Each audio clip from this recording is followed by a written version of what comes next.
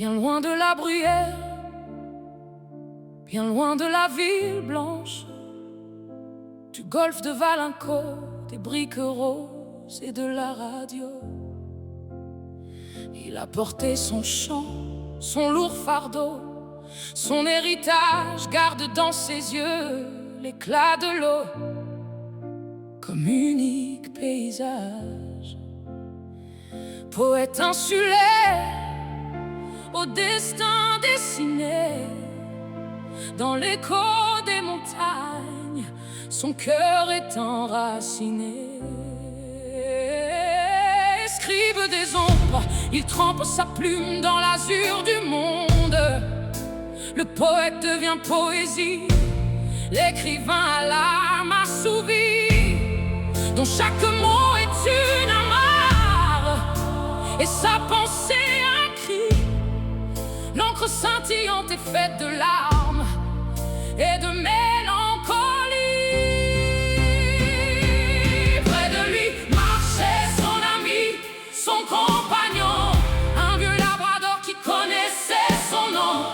Fidèle camarade au museau grisé, témoin de ses secrets, parti un jour de juillet sans jamais de regret. Le chien a rejoint les cimes, laissant un grand silence, mais son souvenir veille par-delà son absence.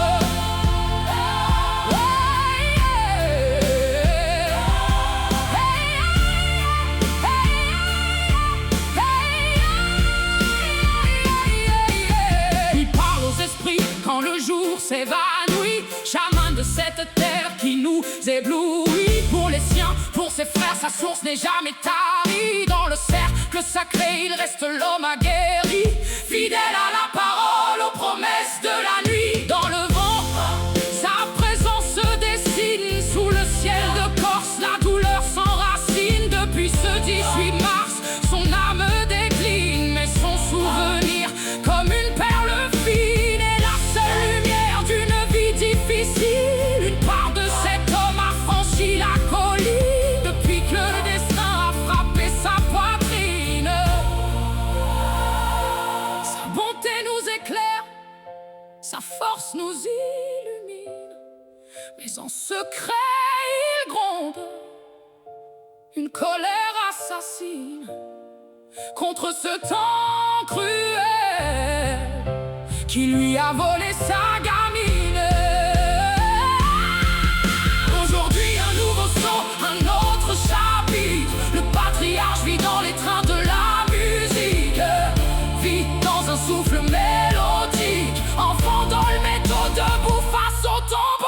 Aujourd'hui son esprit s'en est fui vers l'heure des retrouvailles, vers un ciel infini. Il attend cet instant, le grand saut, le Paris, où il pourra enfin, dans un monde sans agonie, la serrer dans ses bras à l'infini. Mais pour l'instant et maintenant, mon ami, reste avec nous ici-bas et profite de la vie.